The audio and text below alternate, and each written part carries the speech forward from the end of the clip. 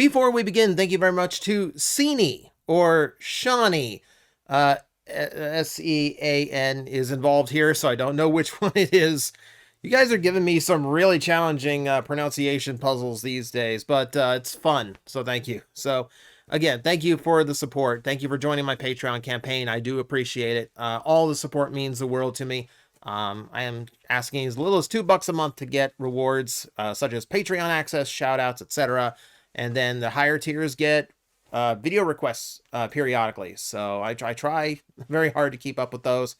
So thank you guys so much. Thank you guys. I do appreciate it. So we did Kingdom Air Razor as a random review because we kind of have to talk about this toy on the right.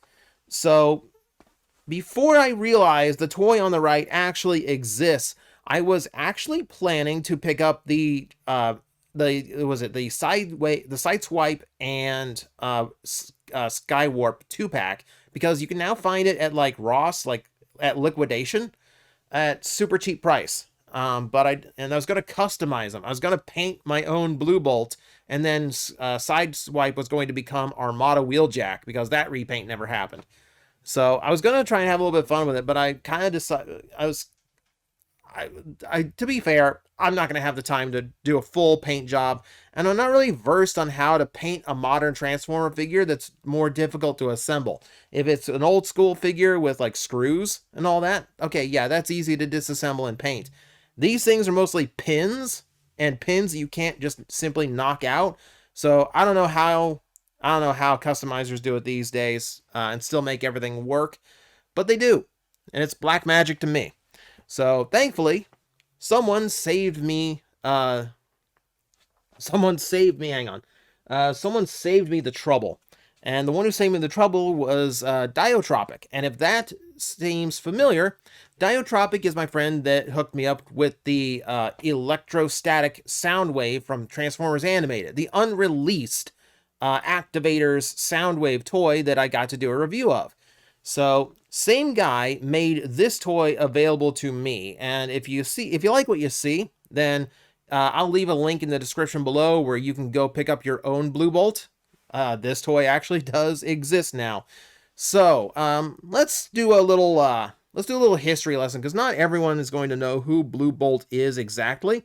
So this comes from the wild world of the Japanese Transformer pack-in comic storyline, and things where they get like literally insane with the storylines that go on. Bluebolt exists as what's called a virtual redeco. So it is a new Transformers character, or an old one, come to think of it, that is borrowing an existing toy as a recolor to give you some kind of visible example of what the character is supposed to look like. A lot of times this happens in like BotCon Pro stories where like Beast Wars Uprising was basically completely loaded with them. So it very much comes from a BotCon ideal of, let's take an existing toy, recolor it, and we'll call it that character. Or if we need a brand new character, we'll just like throw this mold out there and give it a new paint job. But typically those toys don't exist, and they never exist. There's actually a lot of virtual redeco characters between Takara's comic books and the BotCon fictions, Beast Wars Uprising especially, that probably should exist because they just sound like really cool ideas for retools and repaints, and yet they never will, most likely. So, a little unfortunate. But in this case, Bluebolt actually exists. So Bluebolt comes from the pack-in comic for Dark Amber Lio Convoy, the masterpiece black repaint of Lio Convoy. In that story, Dark Amber Lio Convoy believes himself he either really is or he believes himself to be a reincarnation of Unicron. But in a weird twist, this Unicron actually has like a sense of remorse and or duty, and he's not just a world devourer villain. So Bluebolt is the first Transformer that comes across him, and this is actually the start of an unusual friendship, as Bluebolt is being harassed by a cyber beast known as Oh, what was his name? It's a weird name. Retight or Untight. Untight is the name. It's another virtual redeco. It's Transmetal 2 Jawbreaker, but it's done in the style of the Beast Wars 2 Cyber Beast, which I think is actually a really cool twist on the idea. So, uh, he comes to the rescue of Bluebolt, which actually kind of makes Bluebolt Unicron's first friend. It's such a weird thing to even say or talk about, but it's one of those random stylings and like it's one of those random character styles and just like premises that immediately makes me love the character just because it stands out so much. Unicron's friend. That's not something you normally hear. That's not supposed to be something you say. So yes, in that universe, if that story is canon, whatever, yeah, Bluebolt is the first friend Unicron ever had. I'm kind of suspicious. I don't think Dark Amber actually is Unicron. I think it's just he's lost his mind. I think that's basically how it is. So let's talk about the toy that's actually, now you have all the backstory. Now you have all the story behind this thing. Let's actually talk about the toy itself. It's not a formal review. Basically, I did Kingdom's Air Razor, so you had an idea of what Bluebolt really was, because it's essentially what you see here. It is an upscale recreation of the Kingdom Skywarp toy. So nothing like outstanding or new there. You know, if you want to throw the term knockoff out, okay, technically yes, but technically no. It's a weird area. And it does kind of fall into third party, but I have said in the past, I'm not strictly opposed to third party if it's doing something in a different style or doing a different direction than Hasbro would ever do. I don't expect Hasbro Takara to ever produce Bluebolt as a toy. Could be wrong, but I don't think I am. So I'm not really against this existing because it's going to be the only way this character actually gets a toy. And I really like the character and I really like the deco. So let me put Air Razor aside. So you've been staring at Air Razor and Bluebolt together for, approximately 7 minutes. So you've probably got the idea that yes, it's a Voyager scale version of the figure. But what you don't get through the camera is just heft. You hear that? I don't know if you can hear that. I'm like legitimately curious. Don't tell me. I'll find out in the editor. But it's heavy. It's a very heavy toy. And here's the interesting thing. We're in this weird time where knockoffs can actually be improved over their original toys, which is a weird concept to talk about. But as I've got this toy in hand, the first thing that shocked me about the toy was how stiff everything is. Like the joints on this thing, like you hear that? You hear the squeak in that just from how tight the hinges are on this thing? So yeah, like posing this toy is like a struggle compared to Air Razor. The elbows are super tight. The shoulders are super tight. Ball joint and the head's tighter than Air Razor's. Seriously. Like here, look. I'm gonna take a hold of the thigh. Watch this. Nothing moves. This toy is a rock. And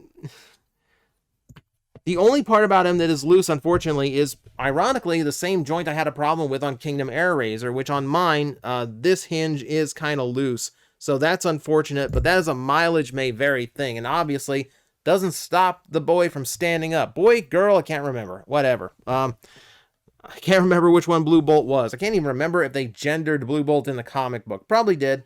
I'm just being very forgetful today. But yeah, I think it is awesome. So super solid, super large. And now here's the other thing where, okay, I'm going to contradict something I have said and something that I've actually said recently, but there is a good use of die-cast in this toy. I know. Don't freak out on me. Don't lose faith. I'm still me. But the die-cast exists entirely in the lower legs. And as we've talked about, die-cast below the knee on a toy is not a bad thing when it's not like getting in the way of the engineering of the figure. Die-cast below the knee means that the toy is going to be a lot more stable. The center of gravity on the figure is going to be lower, so it's actually going to be much easier to pose and keep on its feet. Not a bad thing. So it's using die-cast, but it's using it in an appropriate way. So I'm not going to give it any kind of trouble. I guess we'll do like something of the review thing. I'll give you a close-up of the head. It's a super sharp, considering it is like, considering it's an upscale of an existing figure, like everything on the detailing is super sharp and crisp. Like they did a really good job. They did a really good job recreating it. So, let me I guess I should transform it so you can see the bird mode too. But you can just see, like, I love the coloring here. I love the multiple shades of blue. I think that's the Mega Man fan in me. And you can see you can see if I hit the focus button. You can see where even like the airbrushing on the tip of Airazor's feathers are now recreated here with a dark shade of blue. So you have this really nice deco going on. And yeah, the features of the toy are all the same. So we're going to just, quick go through the transformation process. Like I said, it's a much stiffer figure. So transforming this takes a wee bit of muscle. Not too much. It's not like horrible or anything, but yeah, we need to get through it. It's a little bit more of a chore than Airazor is. So let me get this double hinge going. It's really wedged in there. All right, there we go. Get that hinge up. Get Bluebolt's head down. All right. That's in its right position. Rotate that. Rotate that. Yeesh. Tight. All right, and then rotate the feet as well, so that's all in the right spot. See if we can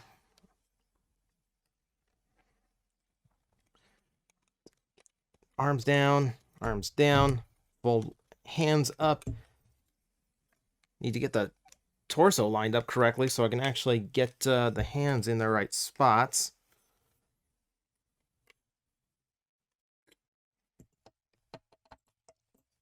All right, sorry, I had a slight misalignment there. We're good. We're all good. There we go. All right, so hands in, make sure they tab into the right spots.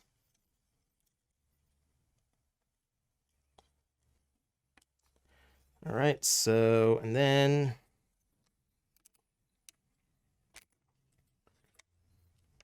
anything with the feet. Fold knee down, hinge there, fold knee down, hinge there.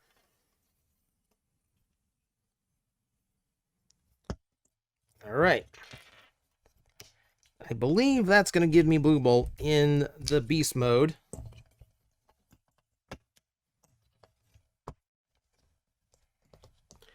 Yeah, you can see where the toy is going to have, just at a larger scale, it's going to have all the functionality of the original Airazor toy, which I think, obviously, good thing. The deco is directly inspired by the pack-in manga, so if you like the look of Bluebolt there, it is accurately recreated. Look at all that airbrushing along the ends of the feathers. Nice dark shade all the way across. Really great wingspan too. Like seeing the toy larger just gives you like some appreciation. Like it's basically the size of like a real bird now. So you got that going for it. So yeah, everything else basically functions the way it did before. So it's basically just me showing off something really cool that a cool person sent me. And yeah, really cool that this actually exists for the people like me who are interested in expanding your Beast Wars lineup with a little bit of an esoteric character. This is a little bit of a more random one. So it exists.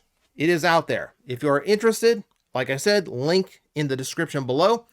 And I'm actually kind of hopeful. Like, they can't turn up every old mold to recreate these virtual redecos, but this is the kind of area where I don't really mind them going to as far as like upscaled recreations and replica toys, because this is just something that Hasbro or Takara are most likely never going to do.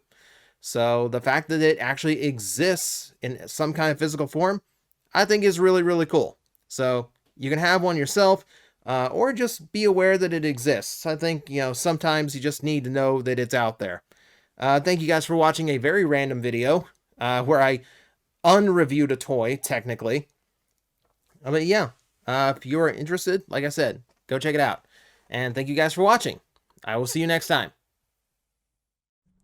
Guys, I am facing the most powerful enemy any YouTuber can face, the algorithm, and I need your help to defeat him.